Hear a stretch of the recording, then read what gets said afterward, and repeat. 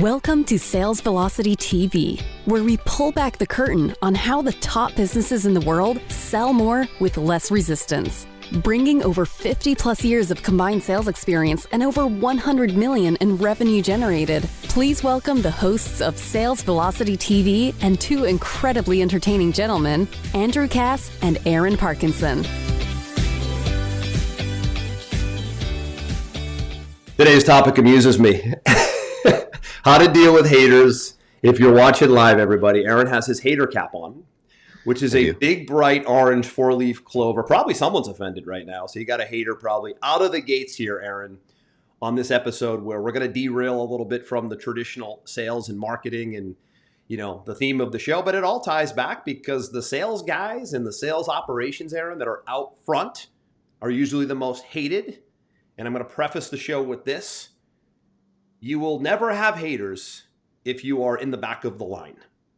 If you are in the front of the line, leading, haters go with the territory. And we're going to talk about how to deal with that today. If you're out front or if you're planning on being out front, this is part of the deal. I have a quote that I love, that nobody more successful than you will ever hate on you. So when the people, and there you go. Right. And so, yes, I grabbed my hater hat today. I was thinking, what could I put on my head today that somebody would dislike? Somebody out there, you know, has to hate orange. Well, somebody's probably offended by the color. It's probably like an insult to either race, gender, their political affiliation, their business deal. Somebody out there somewhere isn't liking your hater hat right now. So yeah, I thought I'd just switch it up and make sure that I had a symbol that I could attach to today. There's a mental toughness angle here that we're going to talk about also. To my point, I was half joking there a second ago, but there's a mental toughness play here as well, as Aaron is, and we have a little framework on how to deal with haters and how to it's a mental thing, right? You have to mentally be able to deal with this, and it's really happening more rampant today than ever. And we talk a lot about face and personality driven marketing, which is the fastest way to become successful when you're trying to go from unknown to known in your entity and really establish yourself as the authority in that space. Right. Well, what comes along with it, and we have to have a lot of conversations with our clients about this, is be prepared for some haters. In fact, you're not really getting any traction until you have some haters. That's when you actually know that you're gaining some traction, as you start to get some. Because when you're not used to it, it can be jarring. And it's unexpected, by the way. Very few expect the swell that could happen when they get to a certain success or authority position, as you mentioned, when you kind of get into that celebrity branding phase. They're like, oh, I didn't know this was going to happen. What's going on here? It's not a maybe. It's a guarantee. It's not a maybe, unfortunately. And so, you know, I've worked with some really interesting people over the last couple of years, and I'll just pull one out as an example. You know, I worked with Daniel Cormier, who was the UFC two-time world champion. Now he's their broadcaster on Fox and an interviewer in the ring. And when I would look at the comments in his social or the DMs people would send him, I was appalled. And a good guy, not really a controversial. Super good guy, not a controversial guy. The amount of racial slurs he got, the amount of fat shaming he got because he's a bit of a heftier guy. He's not as ripped as the other fighters. Even people going as deep as like talking about when his daughter died, like anything to get attention and to rub him the wrong way and maybe get him to respond. Right. It was appalling. It was actually my first foray into seeing what this could be. And then we have a really good friend, Jeff Lerner, who owns Entre Institute. I mean, if you read his comments, people are talking about how he looks like a fish, how his parents must be cousins, like the stuff that people will say inside of social media is insane. It's all driven by jealousy. Yeah. It's driven by, the main thing it's driven by, and it's important to understand the why. The main thing it's driven by is it's driven by either a conscious or a subconscious feeling of lack of progress and lack of significance in your own life. And so let me finish that one thought. Sure. When you know this, it suddenly becomes a little less offensive because, and I have to tell this to my customer service team as well, because they deal with hundreds of tickets all day long. And obviously people complain when you have volume like we do in our companies, right? And I have to tell them, the lashing out is more about them than it is about you. The lashing out is question. coming from a personal frustration standpoint 99% of the time. I couldn't agree with you more. And I think there's an extra layer to this. The advent of the internet was probably the single biggest technological leap of mankind in the last 100 years. Sure. The downside to it, and as I quote Mike Tyson, is you all got too comfortable with talking shit about people and not getting punched in the face. And the problem with the internet is that you have this detachment from the reality, and you have the detachment from the consequences of your actions, because you can sit behind a keyboard 3 countries away and say the most horrible things and know that there's really not going to be many consequences. To that point, Aaron, it's a real cowardly angle.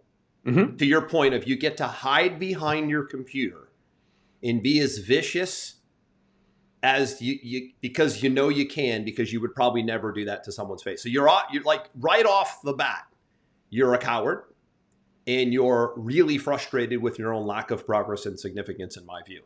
Joe Rogan puts it best. Joe Rogan has probably more followers than, I mean, he's probably pushing The Rock at this point. I think The Rock, there's a couple guys, it's funny, like there's The Rock. Cristiano Ronaldo. I was going to say Ronaldo's next, must have the most. And then you have like Shakira, right? Yep. You have some of these iconic brands, and they have massive followers. But Rogan said, because he deals with this because he's out front, biggest podcast. I mean, he's his own media play at this point. We've done podcasts on Joe. He said, for me on social media, I post and ghost. I don't even look at anything. I make a post and I'm out. I don't look at the 3,000 comments. I don't look at the spam, a lot of spam too. I don't look at the haters. So I love it. Post and ghost. That's actually a really great term. Post. I'm gonna remember that. So that kind of leads me into the first part of today is when we talk about haters, I really break them down into 3 different segments. You've got your trolls. You've got your small-minded individuals. And you have your serious. We're going to talk about each one today. So what we've been mostly talking about right now so far are the trolls. And the trolls come out the fastest. They're the ones that are on making posts, making fun of you, saying bad things about your product or your program without never actually having gone through it or tested it or whatever. No substance. Really. There's no substance. Yeah. They're just doing it to get attention and to vent their frustrations about their life that they have nothing else to really grasp onto. And so this is their only way to get any type of significance. To my point earlier, right? Is to post something that a whole bunch of people are going to reply on, or they're potentially going to rub the business the wrong way and get in a heated dispute. It's their only way to establish significance. Tony Robbins talks about significance as one of the drivers of human beings. And he said, when you're in poverty, the only way for many people to get significance is to pull out a gun and point it at your head. Right? Because now they're very significant very quickly.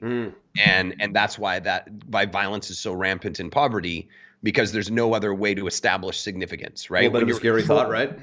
Yeah. I mean, when you're a troll, the only way to really get any significance is to go out and stir everybody up and create hurt feelings and look smart. Like look at the insult. What a great insult I dropped on somebody. You see it in sports all the time, right? You see guys ripping players apart. I mean, look what happened last week with Dak Prescott. Here's a guy that possibly hasn't lived up to what they thought he was going to do in the Dallas Cowboys as the quarterback. And all these people are just piling on him in social media. Let's take a step back from that for a second. Dak Prescott was a high school stud. Then he was a college stud. Now he's an NFL stud, making hundreds of millions of dollars with endorsements all over the world. He is exponentially more significant than every one of the dumbasses leaving a comment on his social. That's how it goes. Fact. Yeah, it's a fact. Right?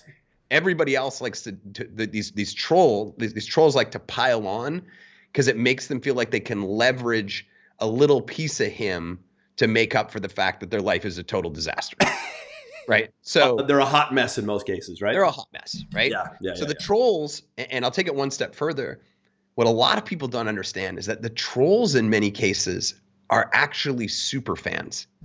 And I've had to talk to deep down inside, right, Aaron? Deep down inside. They're actually they super envy fans. you deep down inside.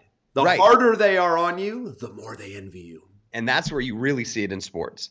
But when I talked to Jeff, for an example, when we were first working together, and he said, "Oh my God, these people are saying such horrible things."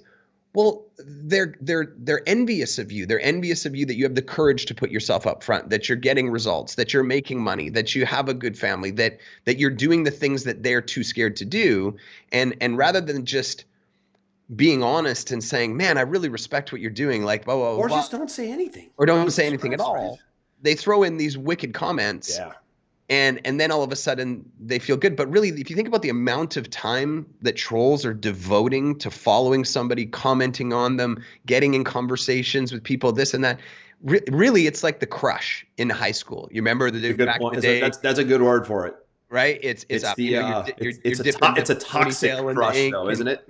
You're putting gum on the girl's seat that you think is cute because you're not courageous enough to just walk up and say, "I really like you." It's easier to antagonize, but really they're super fans. But let me take a step further, Aaron, because the trolls are reactive. They're not proactive. Like, they're always going to the courageous, outspoken, leadership branded people. Mm-hmm. You could look at sports figures, politicians, entertainers, business moguls. They go to them. They don't have anything on their own. They're not the ones proactively speaking up, speaking out, posting, doing shows, having a voice on a podcast. That's what I notice. And it's a really important point here, because the trolls are never out front. No. They're always quietly in the back, commenting in reactive mode. It's interesting to look at, like, the most intense trolls. If you have them, you'll notice that they don't have much of a presence and they don't have a voice. And they're actually... in most cases, they don't have the courage to have the voice. So their voice is kind of buried down in a comment thread, and it's attacking you because you're out front and you have a voice and you're taking a stance, whether it be right or wrong or controversial, doesn't matter. That's free speech. But that sometimes, if it goes maybe against their narrative, for example, they'll use that as a defense mechanism. Their cognitive dissonance will kick in and they'll just attack. But where is your stance on things and statement on things, and where's your brand, and where's your voice, and where's your position? Oftentimes, I think it's with 99.9% accuracy, you'll find nothing.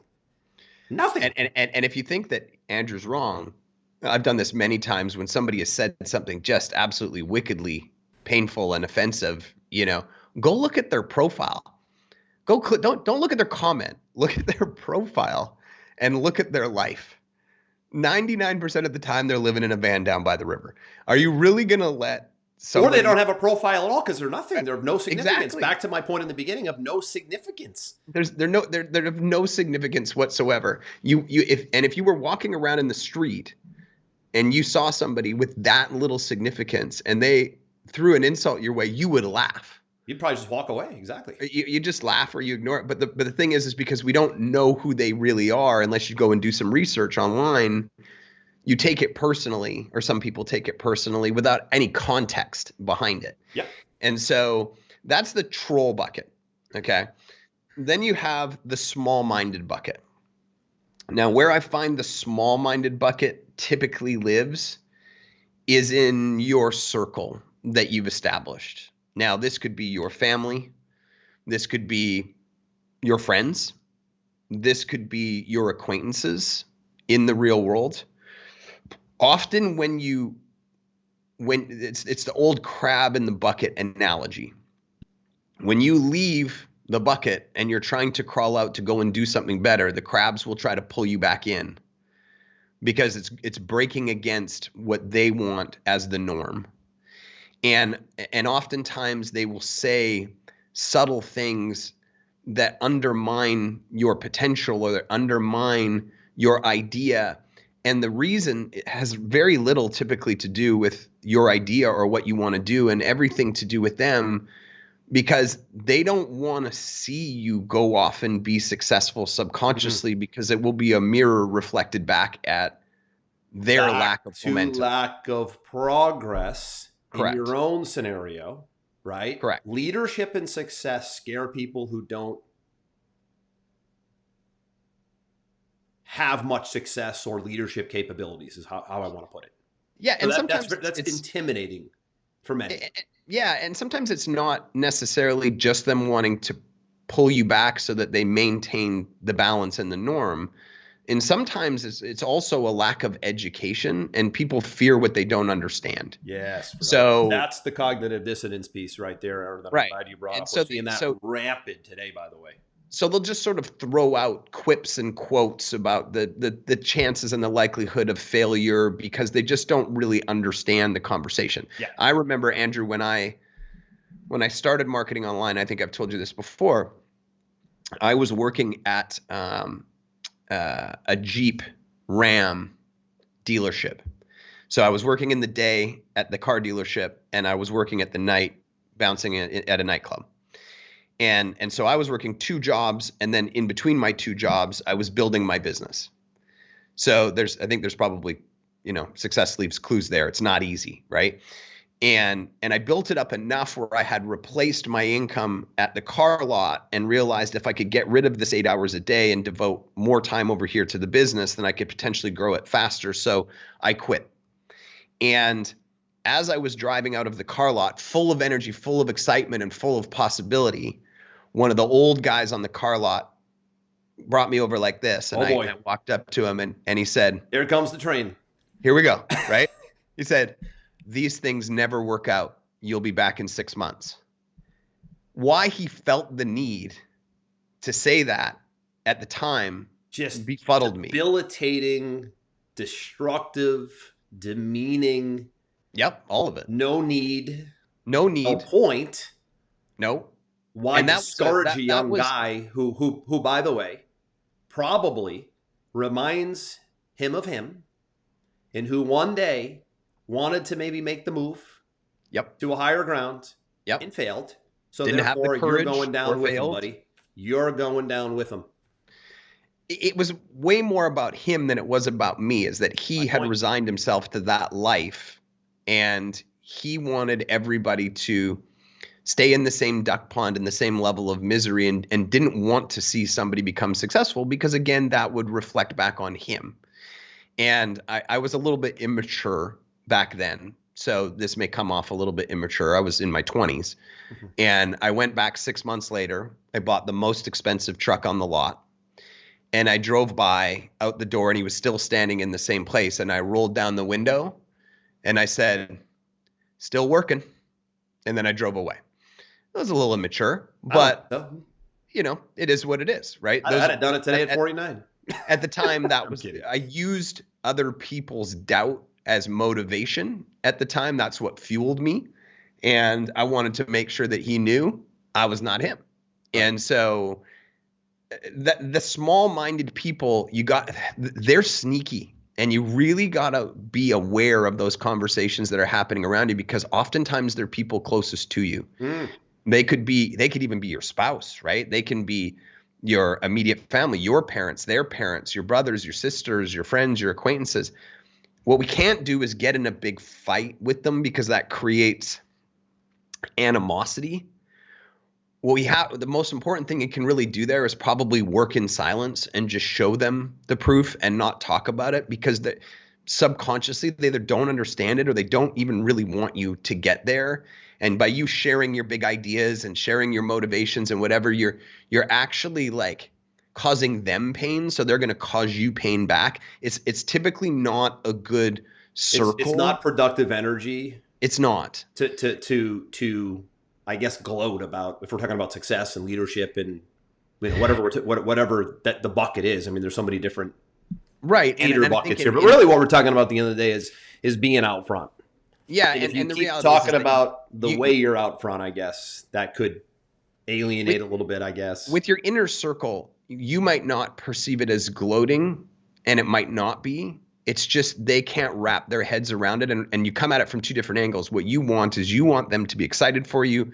You want them to support you. You want them to help share your idea. You want them to celebrate your wins. And in their mind, they don't understand or feel good about any of those things. And so you're coming at it from the wrong place. You're almost just better to work in silence with those smaller minded individuals. And when I say small minded, I'm not saying they're stupid or they're bad people. They just don't think like you do. And so you're almost talking two different languages. It's just differences philosophically, and that's Exactly. okay.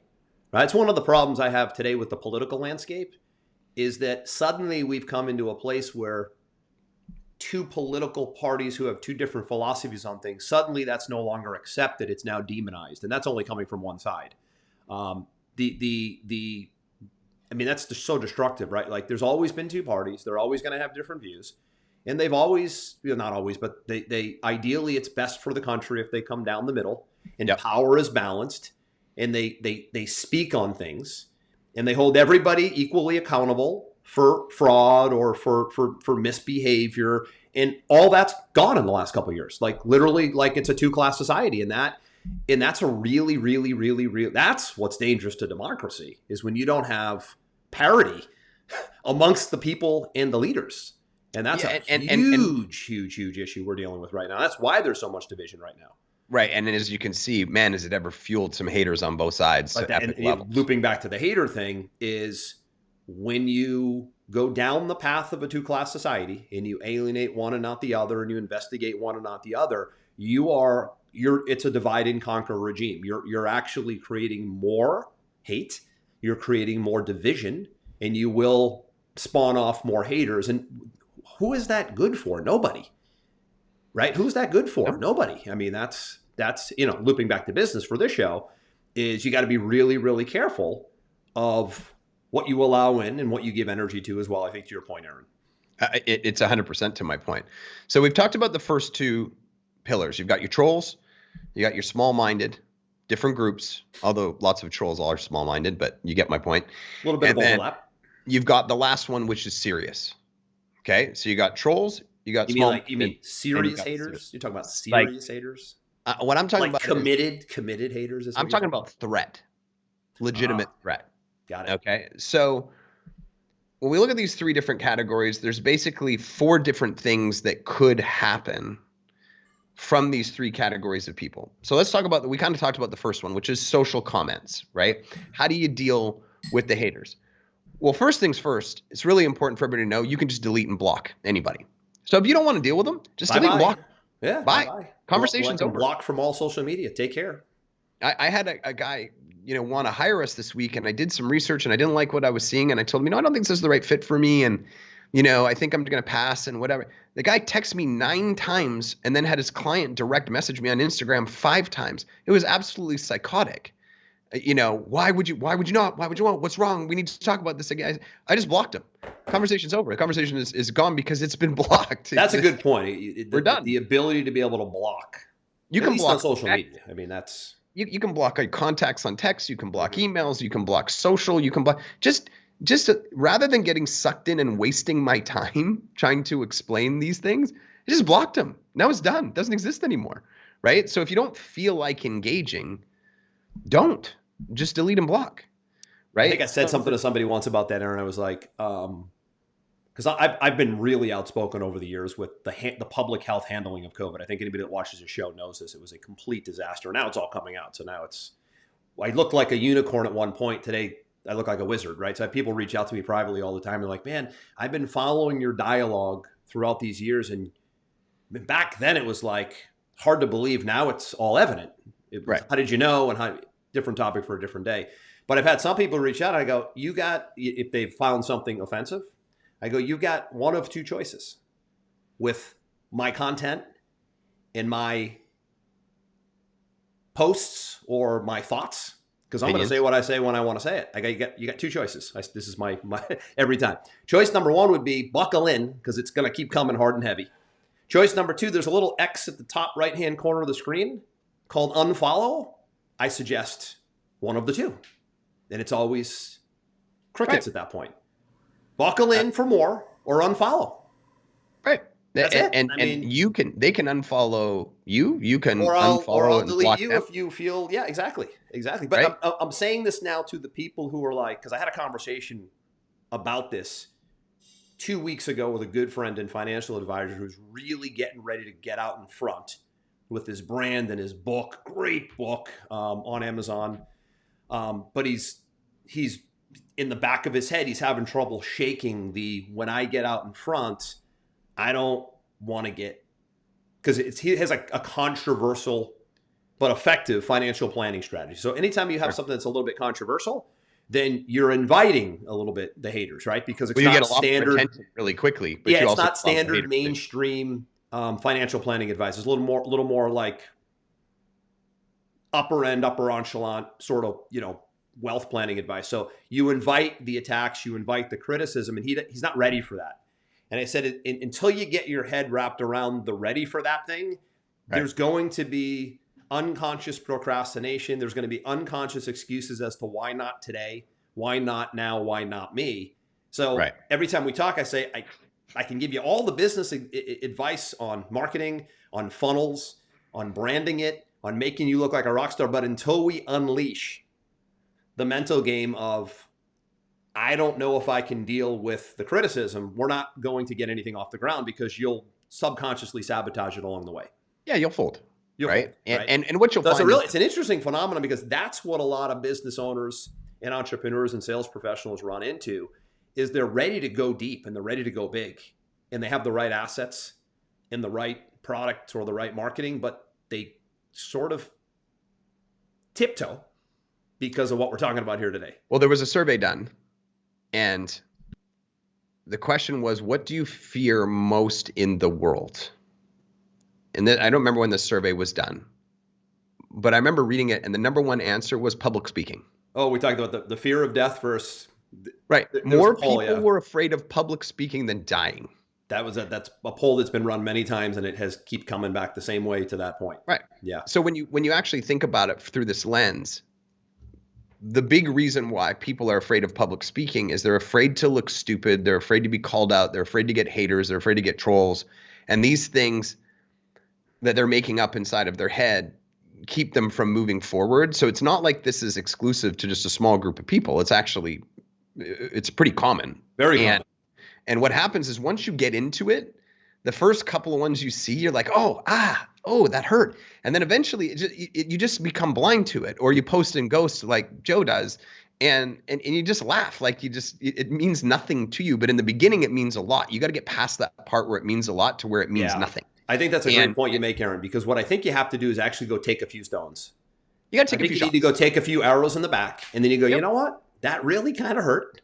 And I feel like I need to give it energy, but I'm going to keep throwing stones, and I'm going to keep taking arrows in the back. And then eventually the arrows in the back, I'm not really feeling anymore, because as Joe said, I'm just posting and ghosting in his example, or I'm running my race and I'm standing my ground and I'm speaking my truth. Right. And I don't really give a shit. But that's easier said than done. It is easier said than done. I remember when I was trying to get into the UFC, guys would come into the gym in the first week and they'd want to train and they'd want to learn martial arts. And I'd get a sparring partner who was new, and they'd say, I've always wanted to do this, but I'm kind of afraid of being punched in the face. And I'd say, oh yeah, really? Wham! And I'd throw a jab and hit him right in the face. They go, what are you doing? And well, there's number one. Did you die?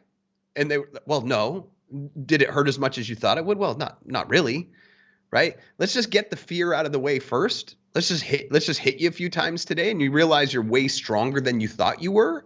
And then we can move past that. Aaron, one of the things that I know you and I did as former athletes, it always, for me, athletics at a high level growing up has so many remnants to spill into life. And one of the things I did all the time as a kid, and I don't know where I got it from, and I know you did as well as a soccer player and as an MMA, an up and coming MMA, or me as, playing football at the college level, is you keep deliberately putting yourself into uncomfortable situations, whether it be working out, trying out for teams that are above you, entering competitions, competing. Like I tell my kids who are young, 12 and 8, compete, try out, fail. Both my kids tried out, one for a soccer team, one for a basketball team recently. Both didn't make the team. I was in that back of my head kind of like this. Great adversity, right? Because it always goes back to, for me, I got cut from my freshman football team, and it was like the most demoralizing thing that ever happened to me. And I just went rogue. As you know, used it as fuel. I came back and led the entire high school in touchdowns my senior year, and I was the only guy to go on to play Division I football. So I used it as a motivator. Tom Brady comes to mind. Tom Brady is committed. Literally, it's in his DNA to proving people wrong. If you watch his documentary, if you read his book, he's playing at 45 right now because he's pissed off that people said he can't. He got to where he did, 7 Super Bowls, all the accolades, because so many said he couldn't. So a lot of times I look at that. I looked at my daughter. She didn't make a soccer team. I looked at my son. He didn't make a basketball team, and I wanted them to make it. But then I was like, all right, let's now discuss why you didn't and how it can fuel you, not demoralize you. So it's really, really important that you put yourself into these situations where you know you can fail and you take the dagger in the back, because it's going to make you stronger and more resilient. And just so few today will actually deliberately put themselves into the situation or into the fire, so to speak. And that is the key, really, in anything, sports, businesses. Throw yourself into the fire, doing things that are tough, doing things that are uncomfortable, knowing that you're going to face failure head on, being okay with it, and using it as a motivator to get bigger and better. That's the key. I think that you make a good point there.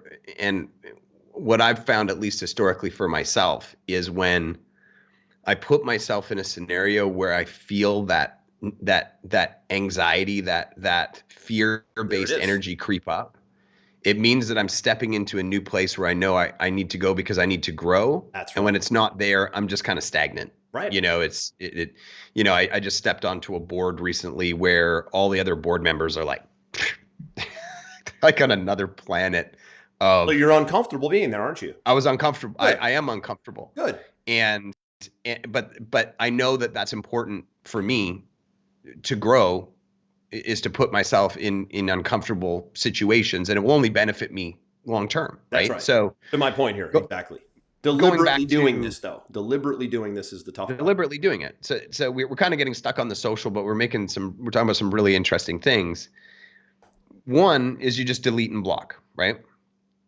Number 2, if you feel like engaging, it's really funny how just a very calmly asked question of the hater can instantly diffuse I got a great example. The conversation or turn it around. It's absolutely hilarious. Now, not necessarily.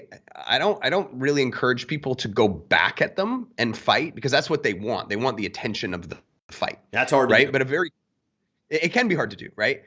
A calmly asked question, i.e., like, let's say somebody said, Andrew, your book sucks, and just call me back and going, I'm sorry you feel that way. When did you buy it? Well, first off, they wouldn't get the "I'm sorry you feel that way," but what they would have got, because I'm somewhere in the middle. What really shakes the trolls, Aaron, is 2 words. It's hilarious and it's formulaic. Please explain. Fill in the blank are the 2 words that literally rattle people more than anything. It is so funny to watch it. Please explain. Fill in the blank, and you will get deflected and derailed and topics changed, and it will just become this hot mess of communication. But yet all you asked for was an explanation of the thing, fill in the blank. It is the thing. I would say with 99% accuracy, the trolls can't explain because there's nothing to explain. Well, they never formulated any argument. They just wanted to get information, which is key. Yeah, and so that's a great response. I didn't realize that's part of your plan. It's hilarious. You can engage and often make yourself look significantly more mature and gain a lot more following and fans from how you handled the hater and basically exposed them for either the moron that they are or the super fan that they actually are. And in many of those cases, you actually say, well, actually, I've been following you for a long time, and I think actually what you do is really great, but I just didn't agree with you there. Oh, okay, it often comes out, right? Like you said at the beginning. We don't have to agree with it. It's just, this is why I think this and this way. And they're like, oh, man, keep what you're doing. Go from hater to exposing as a super fan, or hater to expose as a moron very, very quickly. I don't recommend this in the beginning because you can get caught up in the energy, but as you get more used to it, you can kind of play with it, and it can be fun, and it actually can be really, really interesting for other people who see your stuff to read. Yeah, and when Joe was talking about this ghost and post thing, he's like, that was not me in the beginning. He's like, I was in there, I was throwing stones back. I was defending. I was giving examples.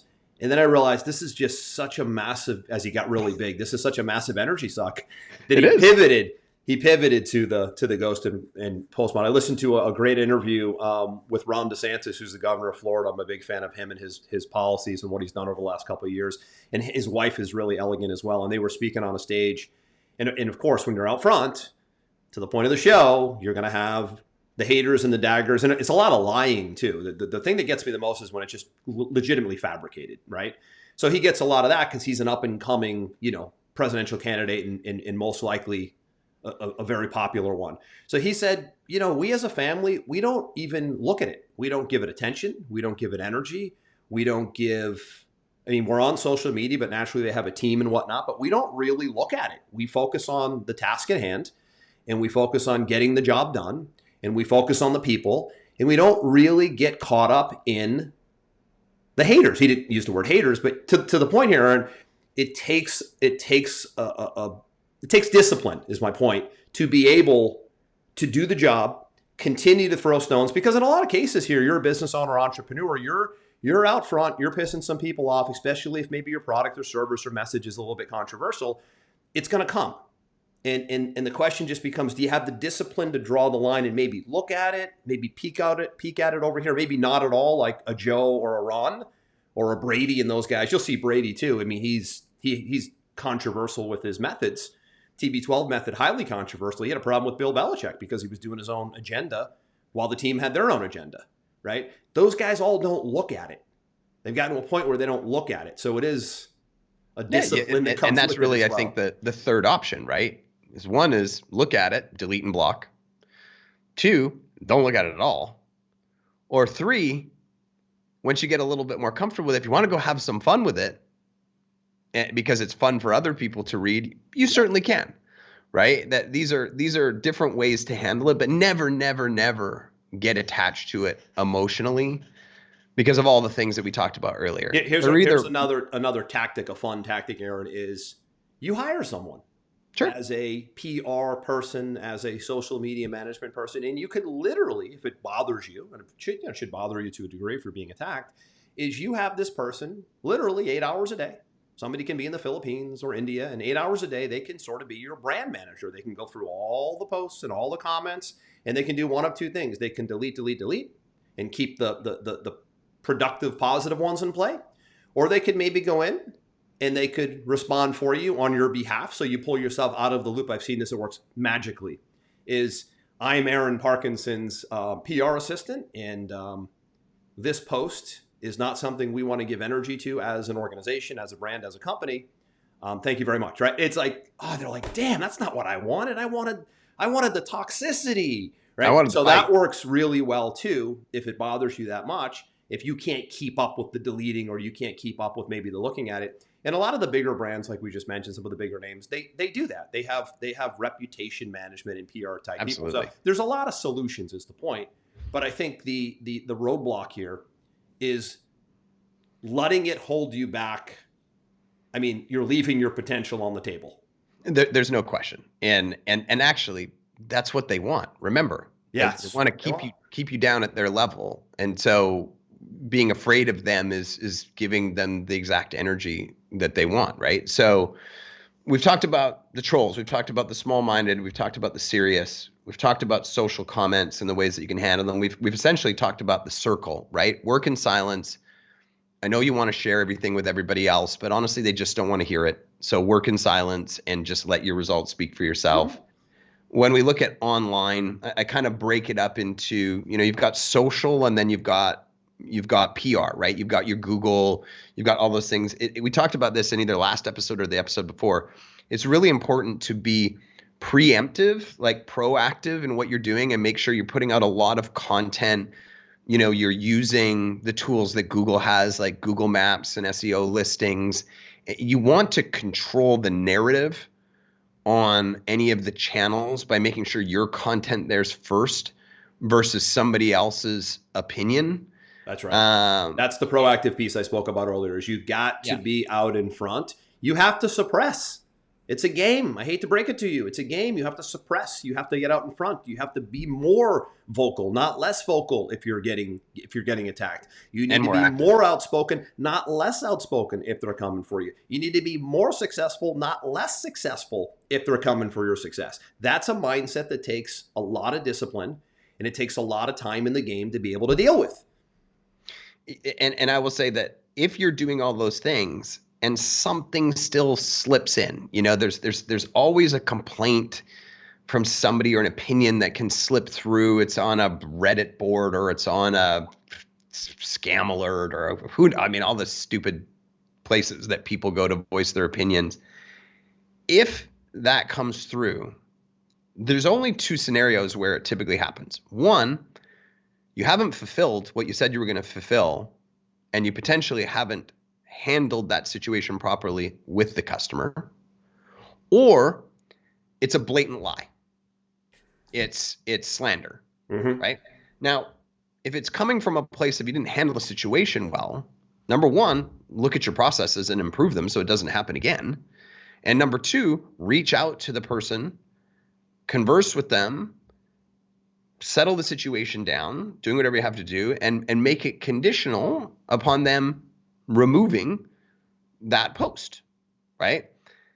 The other side of the equation is if it's just a blatant lie, if it's just slander, happens all the time. Do not hesitate. Have an attorney, get on top of it, do their research, cease and desist letters, and go all offense on it until it is removed at minimum. And if not, maybe even some compensation for the loss on your business. Because trust me, if you have negative stuff about you or your business in the top 5 to 6 pages, it is affecting your sales 100%. Right. Because people are looking you up and then they see this negative thing and then they go, there's an impact to your bottom line. So you got to be aggressive in protecting your brand if people are out there spreading misinformation. Right. And that's the serious piece at the end you're talking about. That's now where we're getting into serious. There's trolls, there's small-minded, and there's serious. Now we're getting into serious. Yeah. And listen, it's not abnormal for you to have to bring in legal representation to attack somebody. You have to be willing to go on offense and not just sit there and play defense and take the daggers in the back. To Aaron's point, I know that gets intimidating when we talk about, oh God, a lawyer and this, that. It happens. You just have to deal. It happens. Sometimes it happens. I've had a few people in my life go, have you ever had to get a lawyer? Or I say, if you haven't had to use a lawyer, you're not playing at nearly a high enough level yet. Yeah, like you're not. I mean, we had a huge issue, you and I, years back, where we built a massive marketing arm for a company. Yep. And we decided, free country, we want to take that marketing arm and bring it to another company. And we ended up in a whole compete clause thing. It's perfectly normal. You have the right to leave, take a process with you, and you might get sued doing it. Happens a lot in the financial services industry when somebody goes from like one big firm to another and they want to bring their clients over and they got all these non-competes or there's no compete clauses. Like this stuff, it's different than reputation stuff that we're talking about here today, but it does happen. And you need to I think this is a good awareness podcast today, show today, is aware of all the scenarios and the variables of growing, getting out front, getting bigger, scaling the business. There will be things that come with it that often aren't comfortable. And that is part of the process. And I hope that this sheds some light on that for a lot of people here today, because it is the thing that holds many back the most is, will I be attacked? Will I be demoralized? Will I be discouraged? Will I be demeaned? And the answer is most likely yes. If you want to be big enough and have significance and make real progress, you have to expect that. That's just, unfortunately, the nature of the game, especially today with social media and this open architecture internet, which is like a double-edged sword. It's great for productivity. It's not great for a lot of things. It's great for promotion, but it's open. You can't pick and choose who gets to see your stuff. That's true. That is true. So we thought that this might be a fun, different episode to approach today. There's a lot of people who talk about haters, get stuck on haters, don't make moves because of haters, stop positive momentum because of haters. Hopefully this can not only prepare you if you're going to go down that road, but also kind of remove some of the unknowns and the fears around it, because it's really just part of the gig, and nobody's going to die. Yeah, exactly. I mean, it's get yourself into these uncomfortable situations sooner than later, I think, is the takeaway, right? Yep, go big and go fast and get out there. And if you have a voice and if you believe in what you're doing, go, don't be a mouse. Don't hide in the corner. I mean, nobody gets anywhere by being too quiet and keeping things a secret. It's the voices that are out front that make the most difference. And that's really what your business and most likely your brand and what it is that you're selling is all about, is getting your voice out there, being okay with the attacks, because that will ultimately lead to more success. And as you say, we say all the time, success leaves clues.